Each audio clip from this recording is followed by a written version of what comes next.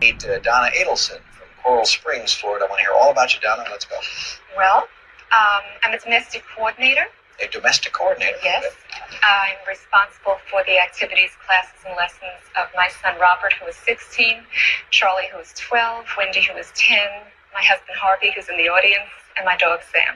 All right. And how old is Sam? 5. 5. Well, good. So give him our best. Nice to have you here. And this is vowels worth nothing. Consonants are going to be worth. Can we get 800? We can. All right. So I'm writing on this. Again, person is a category. Stu, still your turn. Letter, please. L. Nope, no L. Donna. M.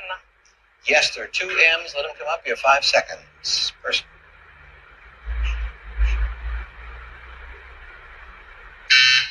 Alan. K. Yes, K. Mustard maker. Nope, still Mustard time. maker. Stu. H, please. Yes, there's 1 H. Time starts now. Person.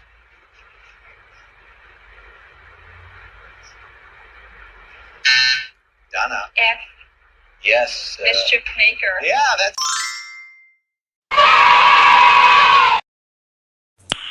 Nice.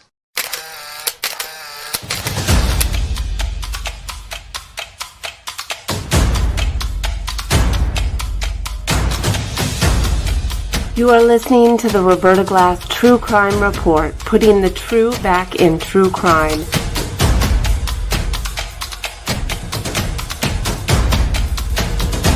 From New York City, Roberta Glass is now on the record.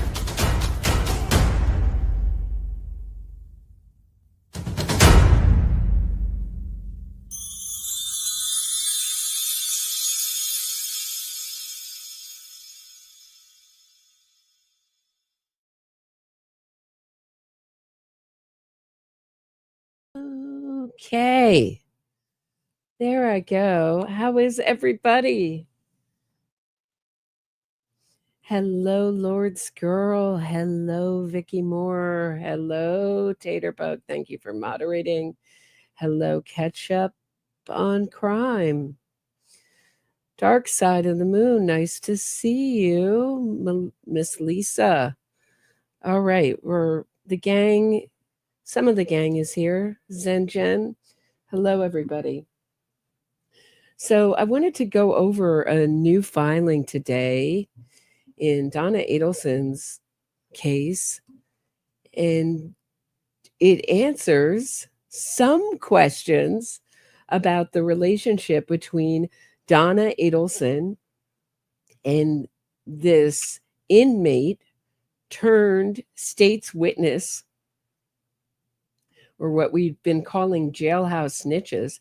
So there's 2 of them in this case. Okay, this concerns the first one, which is Drina Bernhardt. Okay, does everybody remember Drina? There's also Patricia Bird, also turned state witness in this case. But there's another snitch. Okay, so this filing has to be clear, this filing concerns Drina Bernhardt. And Donna Adelson referred to her as my jail daughter. So they were really close. That's what we were hearing reports, that they were really close in Leon County jail. And then Drina Bernhardt became turned state's witness. And it sounds like from this filing that Donna Adelson was giving her a script. And I really hope we see that script. Apparently, Drina was taking notes about what to say when Drina would testify for her. So we heard about these other snitches, Cassidy Conroy, who was going to testify, always about Katie McBanowa. But these are kind of frequent flyers in Leon County. But we never heard of those other 2 ever again. They disappeared. Remember the testimony that Donna wanted to preserve of 2 inmates that gave details about Katie? So one was Cassidy Conroy. She says, wait until I come back. I'm going to take care of that family. So this is Cassidy Conroy quoting, apparently, though I think this is right from Donna, the brain of Donna Adelson. She said, wait until I come back. This is the way Donna Adelson testified. This was a hearing to try to get, somehow preserve Cassidy Conroy's testimony. She said, wait till I come back. I'm going to have to take care of that family. Wait until they see what they're going to get. And I'm going to get a reduced sentence. It sounds a little like very awkward. Again. And she said, had her plan work. Now I'm forgetting the name of this other snitch. Forgive me. She hasn't come into play recently. Cassidy Conroy and I'd have to go back to my own. I'll find it. I'll return to it and I'll find the name of this woman's name for you. She said, had her plan work, she would not be where she is.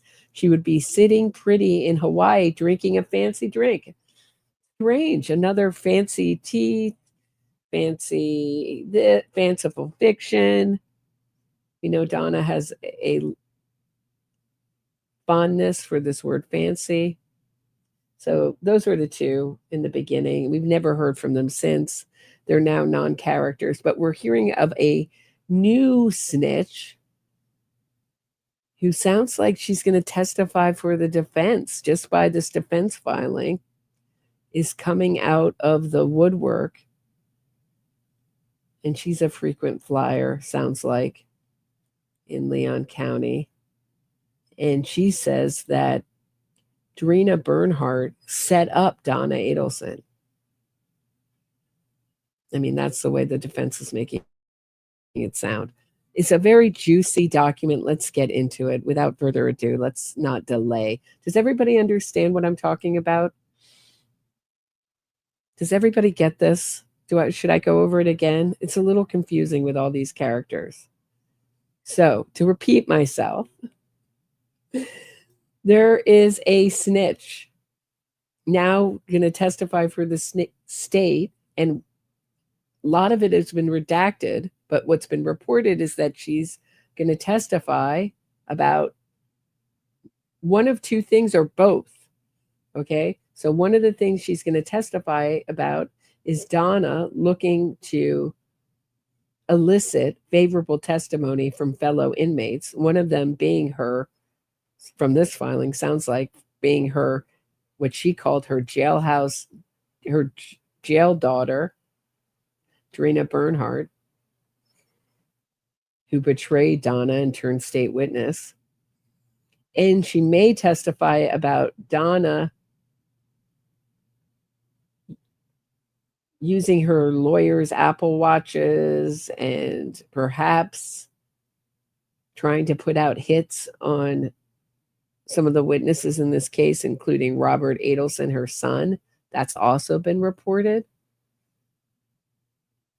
It's all been so redacted. It's hard to know if that, the defense says that investigation came up with nothing, where they tapped Harvey Adelson's phone, Donna Adelson's husband's phone. They say it came up with nothing, no corroborating evidence, but will it come in as evidence from Drina Bernhardt or Patricia Bird? We know that evidence is also testimony.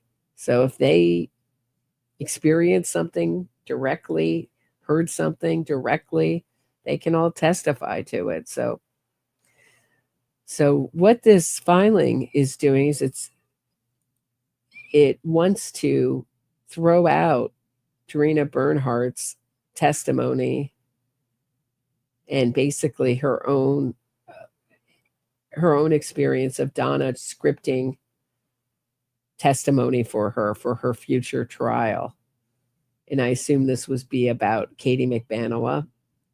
I would assume favorable testimony. I don't know how else a jail inmate could have any other experience but besides Katie McBanowa.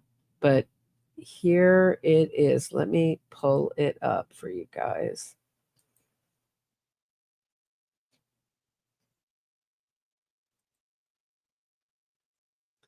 So defendants motion to suppress. So that means they don't want the jury to hear it. The defendant, Donna S. Adelson, by and through the undersigned counsel, pursuant to Article 1, Section 12 of the Florida Constitution, the 6th and 14th Amendments to the United States Constitution, moves this court to statements she allegedly made to Jarena Bernhardt, and in support thereof states as follows. On November 15th, 2023, Mrs. Adelson, I love that they call her Mrs. Adelson,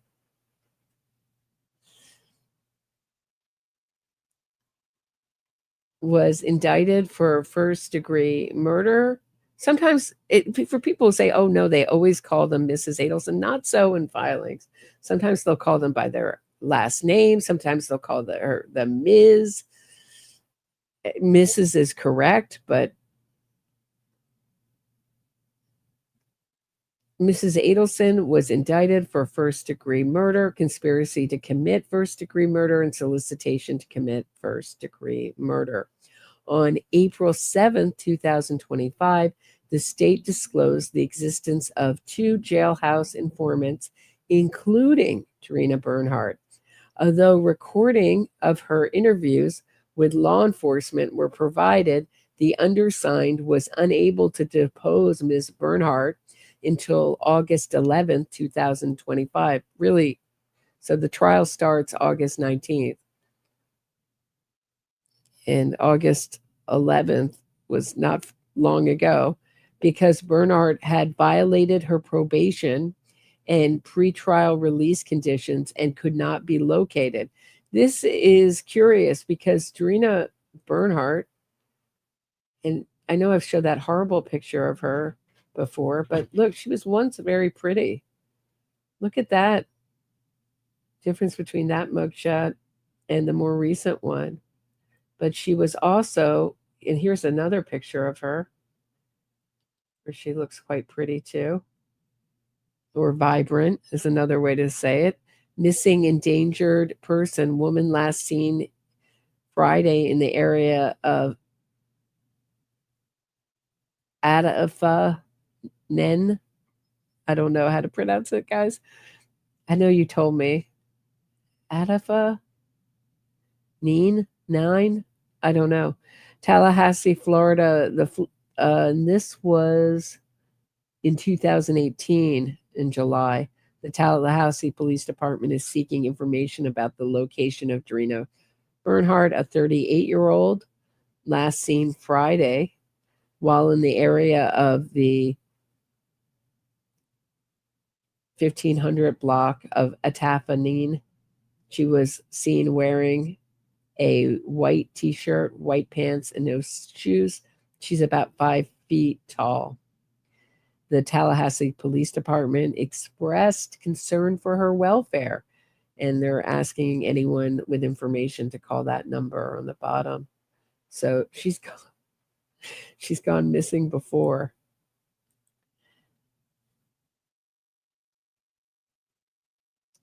Okay,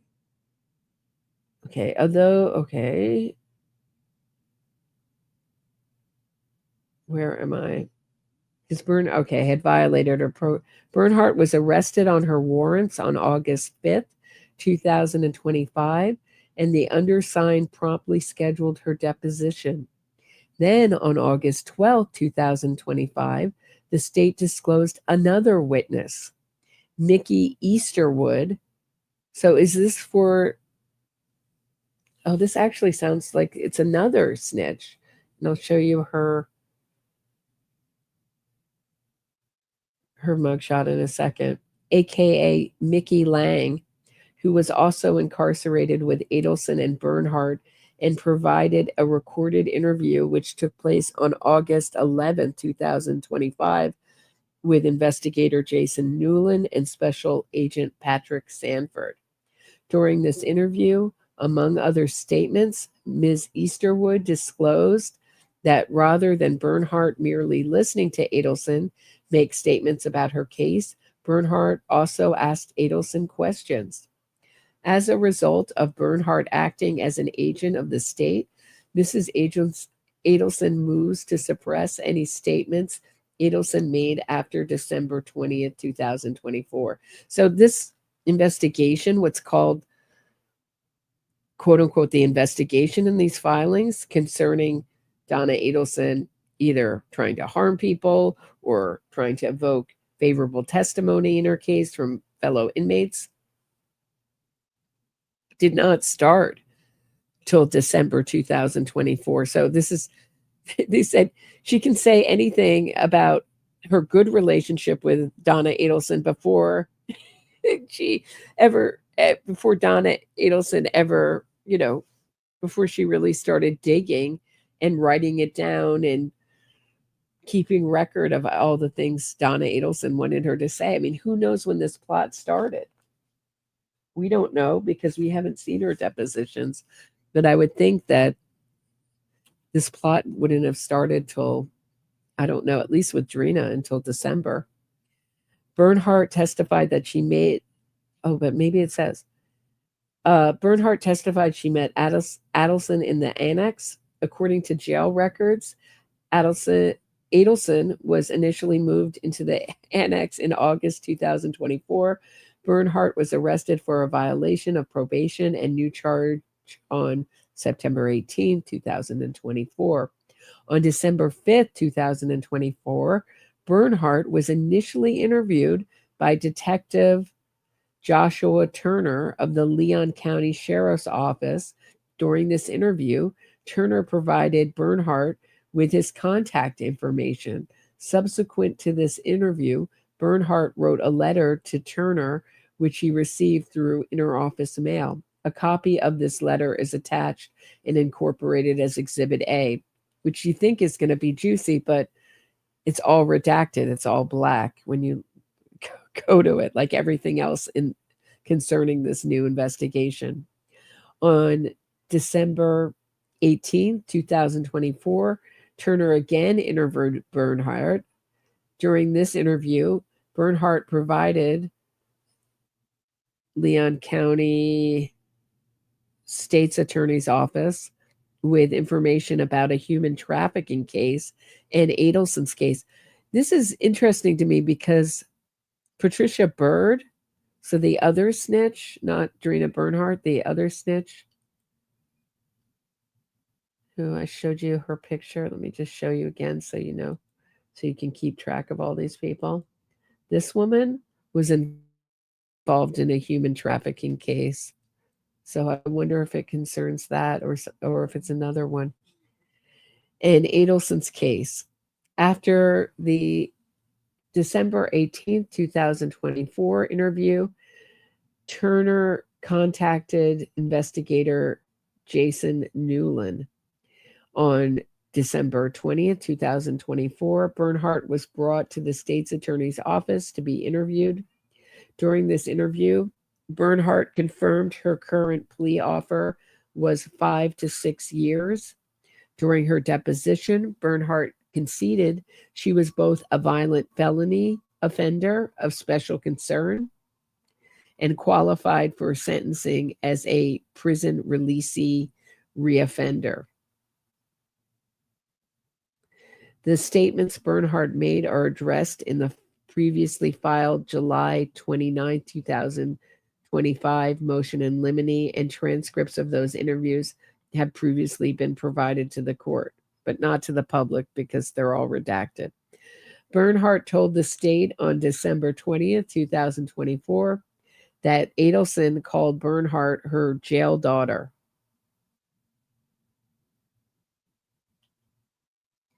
So during the recorded interviews, law enforcement told Bernhardt not to ask Adelson questions and to just listen to whatever Adelson said about the case.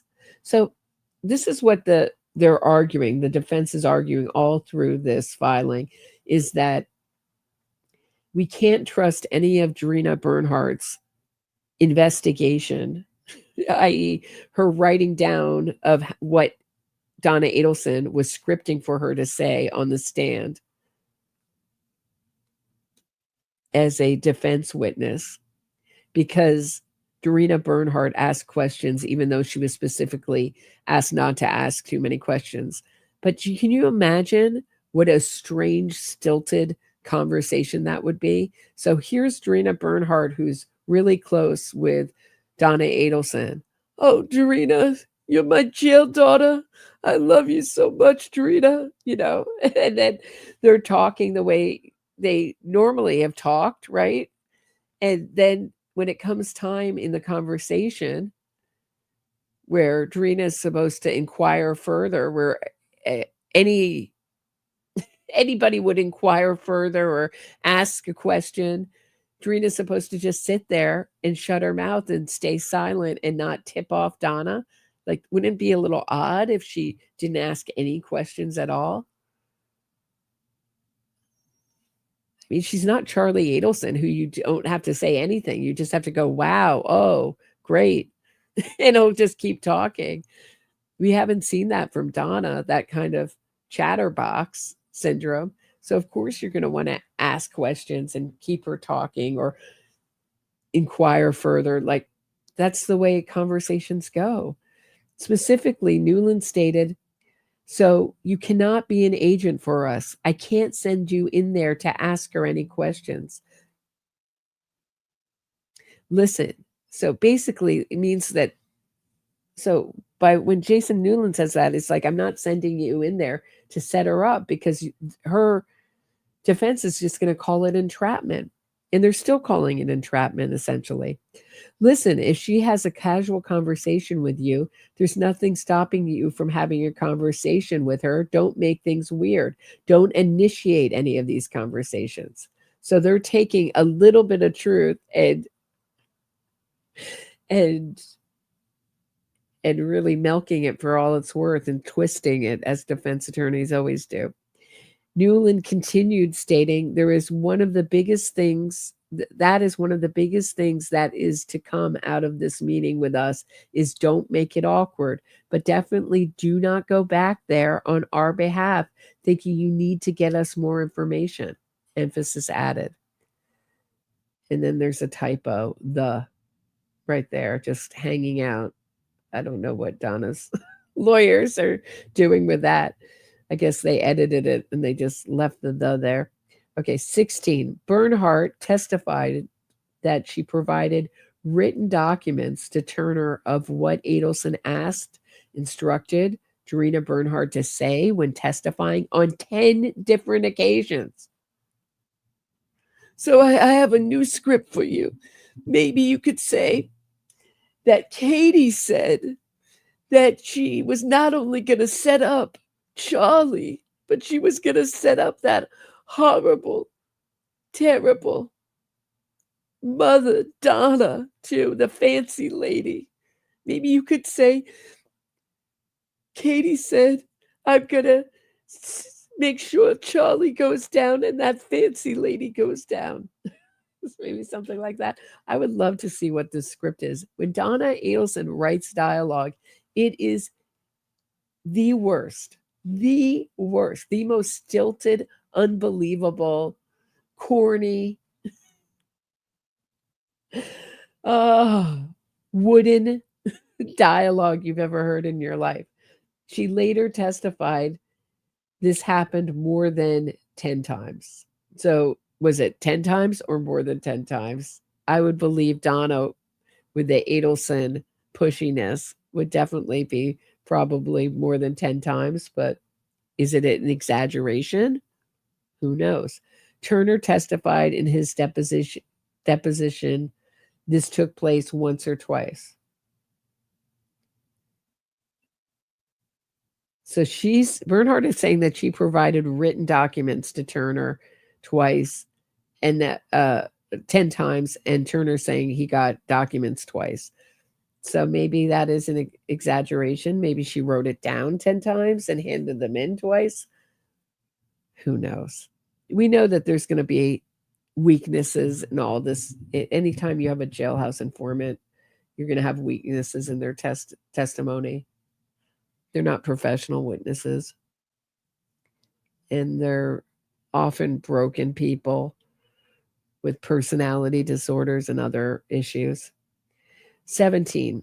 During her August 11, 2025 deposition, Bernhardt initially claimed she did not ask Adelson any questions, but later said that she did ask Adelson questions. The fact that Bernhardt engaged in conversation rather than just acting as a listening post, as rather than just sitting there mute. The point was to not ask her questions to get her going, is my understanding. But you see how they've twisted this so that they can't say it's entrapment. Donna has to start talking about this on her own. With Adelson is corroborated by a subsequently identified witness. On August 11, 2025, Mickey Easterwood informed law enforcement Bernhardt questioned and manipulated Adelson. So this makes it sound like, is she going to be but the state's saying that they're using her as a witness now? Let me show you a picture of this Mickey Easterwood to just give you an idea. She's another frequent flyer. So here's one of her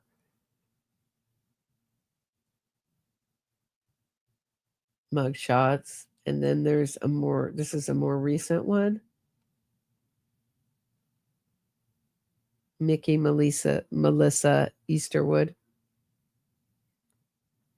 And she was arrested this says in July 8th, 2025, for possession of controlled substances or substance. Okay, back to this. On August 11th, 2025, Mickey Easterwood informed law enforcement Bernhardt questioned and manipulated Adelson. During the August 11th, 2025 interview, Easterwood said that, quote, it was very obvious that she was trying to get information out of Donna. Well, it wasn't obvious to Donna. Donna didn't seem to notice. Instead of acting as a listening post, Bernhardt was not merely a passive listener. Rather, she continued to engage in conversations with Adelson. Statements purportedly made by Adelson after December 20th, 25 were a product of these conversations. The state's desire to elicit additional statements from Adelson resulted in 3 additional recorded interviews with Bernhardt, January 13th, January 29th, and February 11th. So is this done through her lawyer's phones, through Harvey's phones, like a 3-way? Was she in jail at the time? And did she have a listening device in jail? Really hard to know. According to jail records, Easterwood was incarcerated. Here's the answer to this. Incarcerated from July 25th until August, and again November until February 10th. So this is when she was at home. It had to be through either Donna's phone or Harvey's phone. Interesting. And this was a whole FBI sting done on Harvey's phone. So this is some of the stuff we don't know is about this investigation. We know next to nothing about this investigation, the scope of it. But I find it curious that we have again another snitch. This Mickey Easterwood just comes out of the woodwork. This is the first time we've heard of her. Pretty amazing. And so and then it just goes into legal argument here. So they're just looking to suppress statements made by Adelson to Bernhardt, which Bernhardt revealed during these interviews. So ultimately, they're looking to shut up Bernhardt. And they've been looking, which makes me think that this investigation, so anything concerning these snitches or Harvey Adelson's phone being tapped has been totally redacted from the public. I mean, this is the most that we've really gotten details about this investigation since the start of it. We don't know what kind of testimony she was eliciting. I'm sure it's favorable testimony, and I would think it was testimony because we already have the hearing where Donna says she wanted to preserve the testimony of 2 other inmates because they had heard Katie make something. So I assume that Donna's using a Charlie Adelson was extorted defense 2.0, so that any checks she wrote were for Charlie's extortion, et cetera, et cetera, et cetera, et cetera. So I think she's going to be building on that for her defense. It's a stupid defense, but having not worked at all for Charlie Adelson, but so let me just check in with you guys. How do you feel about this? Donna may very well get off. Right, you never know. You never know. It's a pretty hard case. There's a lot of, but like I said, these juries, I hope they don't have a young jury. These juries have had years and years of true crime media and Innocence Project propaganda and this idea that so many wrongful convictions happen and that really improbable, almost impossible things happen in cases. I mean, they've done a great job indoctrinating the whole world with this nonsense. I told you when I was a juror, right before the first vote was 11-1 guilty. There was a guy saying, well, there's so many wrongful convictions, but this isn't one of them. Young guy. Hello, Roberta. Marcy, I wonder what your coverage of the trial will be. I am going to be live streaming the trial and then doing shows at night at 6. So Monday through Friday, I'll be live streaming. I may do, like I did during the Karen Reed trial, 1 show during the weekend. So probably 6 days a week, maybe 7 days a week. So I'll be may you receive many super chats. Oh, thanks, Marcy. I have a slight feeling that you are underpaid on your YouTube channel. Love your channel. Thanks, Marcy. Hey, Jennifer Harmon. Nice to see you. Thanks for gifting 5 memberships. Very generous of you. They'll be passed out at random. So I heard rumors about what they do in women's jails. Okay. Anyone else have anything to say about this? I think it's interesting. I think it's pretty compelling stuff. I think the things that I'm most looking forward to hearing about in Donna's trial is Robert Adelson's testimony, and I hope we hear from him. I think that's going to be really jaw-dropping. I'm curious to hear how Wendy Adelson's testimony changes. It always changes slightly every time she testifies. Charlie Adelson, he's now in Leon County, back in Leon County. It must feel like a vacation for him from North Dakota. Getting ready. He's awaiting testifying in Donna Adelson's trial. He looks pretty good. Very much the same as how we saw him at his trial. But I'm most interested in hearing about what they call in these filings as, quote, the investigation, unquote. And I'm curious as to how accurate the media reporting has been on it. So there may be, the testimony may be confined to just Donna Adelson eliciting favorable and made up testimony, things that came out of her head, false testimony from looking for inmates who will testify to by a script that she wrote in her trial. And I'd be curious to hear what Donna Adelson offered to give them? Was it commissary? There certainly was an effort made in Donna Adelson's hearing where she complained about her arm to give a reason as to why she was ordering so many packages and that she was extorted. And that's why Harvey was ordering so many packages for her. Thought that was curious. Maybe she was paying Drina at all in commissary packages that get mailed in, and Harvey only had to buy them and mail them in. Or was she offering money? And because there was also reporting that Donna Adelson wanted to harm Drina Bernhardt's mother. So her, at one time, jail daughter's mother. So was she having Harvey make payments to Drina Bernhardt's mother? Very, very compelling. And will we hear about any of Donna Adelson's efforts to harm these inmates?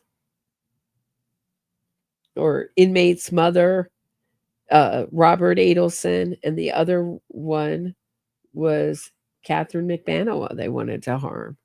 So it was Katie McBanoa, Drina Bernhardt's mother, and Robert Adelson. That was what was reported. But the defense says when they actually did an FBI sting and recorded Harvey Adelson's phone, they found nothing. But maybe Drina Bernhardt, maybe some of these other government witnesses, state witnesses know more. And testimony is evidence. So if they saw something, experienced something, it's all evidence. Right. You know, guilty people get off. That's our... So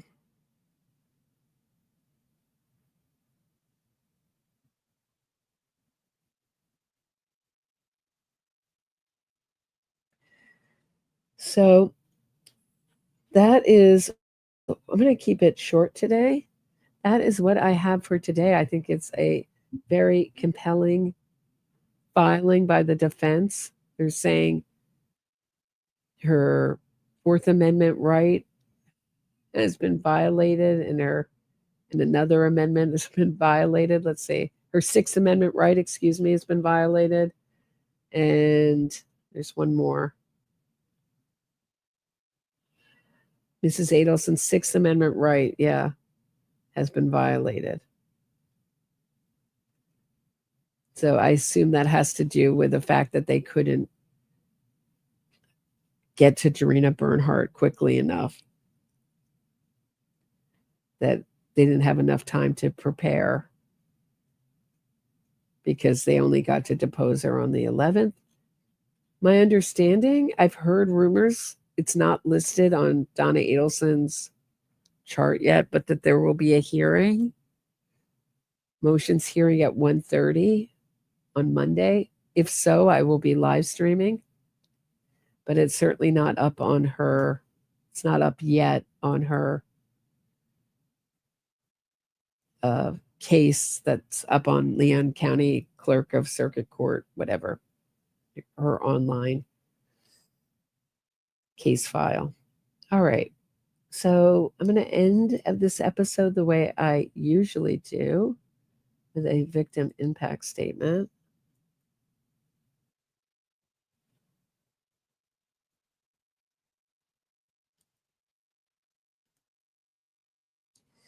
This was written in Sigfredo Garcia and Catherine McBanoa's first trial. To the Honorable James C. Hankinson, I have known the Markel family since the summer of 1978, when they moved from Montreal into the house directly next door to mine in Toronto. Our families became fast and everlasting friends. Shelley is to this day my oldest and dearest friend.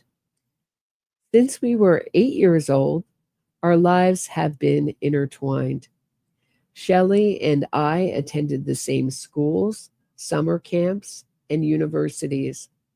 We had our children at the same time, and they attended school together as well. We have been very fortunate to maintain such a rich and loving friendship over the last 42 years. Danny left Toronto for university in 1991. Although I didn't see him often, we stayed in touch over social media as well as during the many visits he made to Toronto. He always made an exceptional effort to keep in touch with all of his friends and family. Despite the geographic distance between Shelley and Danny, their relationship remained strong.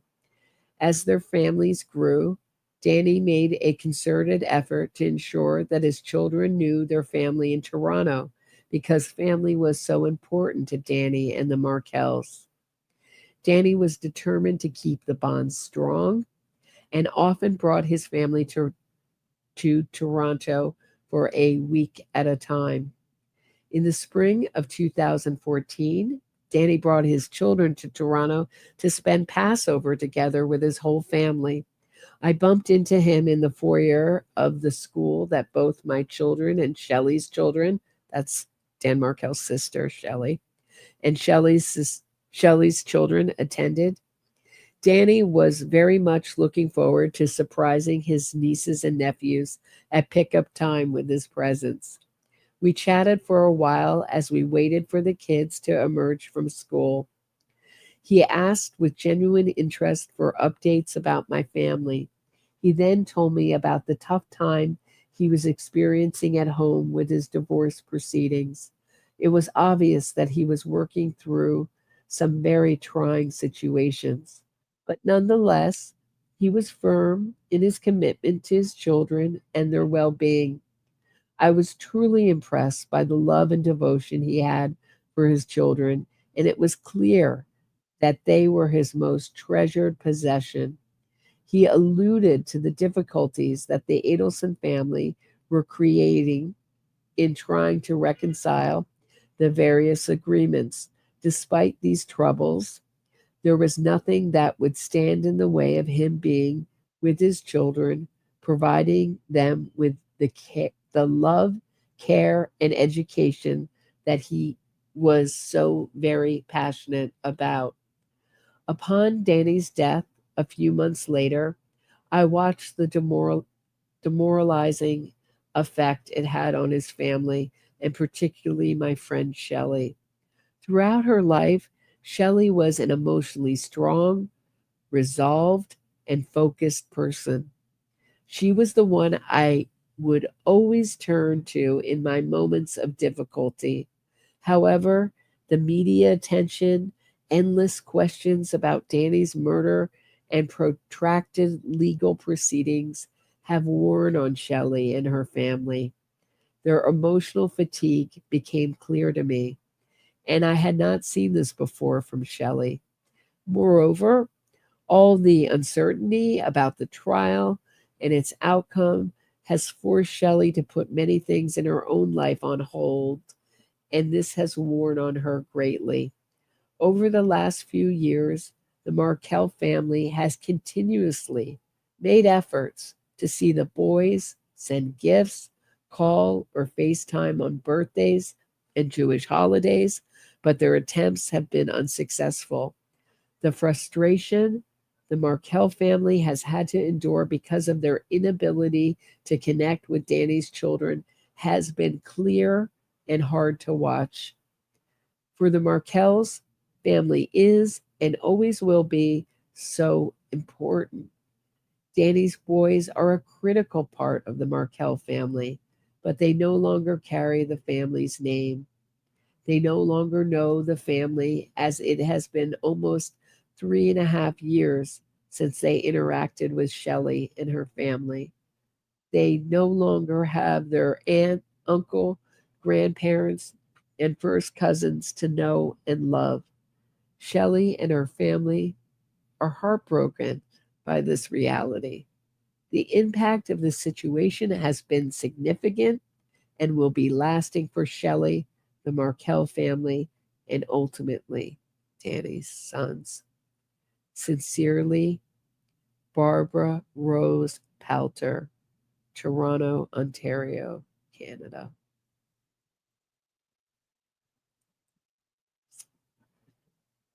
That is what I have for today, guys. Please hit the thumbs up on your way out. Support the channel. You can send a Venmo, buy me a coffee, become a Patreon member, and get access to a whole bunch of content that you won't find anywhere else. I will be back tomorrow at 6 p.m. Eastern with another true crime report.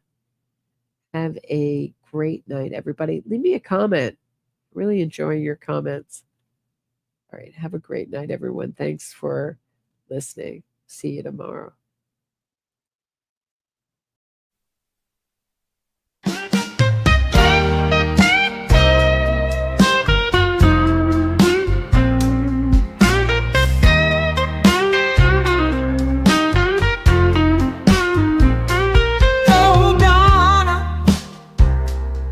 What a stitch you're in. You plotted a murder 'cause you wanted to raise your daughter's kid. Tallahassee is just a stop on the way to civilization. Miami is where all the fancy people are. The TV is a power 5. You can't get away from that. Two-toe, tay-toe, hoo-ho, you know the guy you pay, and you can't get away from that. Oh, Donna, what a stitch you're in. You thought jail was just for the little people, but now you're so blankets with the locked-up crew. You're a grandmother in lockdown, and your one-way ride to freedom you blew.